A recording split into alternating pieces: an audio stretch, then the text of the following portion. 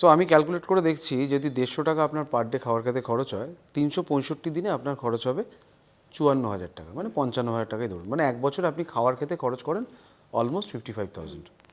এবার আপনার বয়স যদি এই মুহূর্তে 40 বা 50 হয়, আর যদি আজ থেকে 15 বছর বা 20 বছর পরের কথা আমরা ভাবি, তাহলে এই 55,000 টাকাটা নিশ্চয়ই 55,000 থাকবে না, সেটা বেড়ে গিয়ে হয়তো 1,00,000 টাকা বা তার থেকে হয়তো বেশি লাগবে। এবার 50 বছর বয়সে গিয়ে আপনি মনে করছেন আর আপনি কাজ করবেন না, খাওয়ার খেতে খরচা হবে আজকের 55,000, তখনকার দিনে অলমোস্ট 1,00,000 থেকে 1,10,000 টাকা। এবার 55 থেকে আপনি 80 বছর বয়স অবধি বেঁচে রয়েছেন, মানে 30 বছর।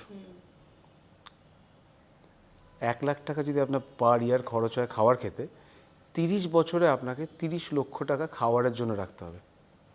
এবার আপনার সঙ্গে যদি আপনার মিসেস থাকে, তাহলে এটা হবে ডাবল।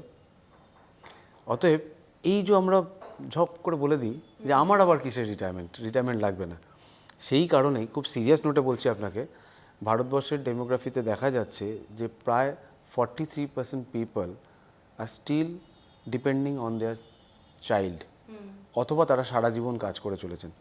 অনেককে জিজ্ঞেস করলে জানা যায় যে তারা হয়তো শখে কাজ করছেন না, বেসিক রিকোয়ারমেন্টের জন্য কাজ করছে।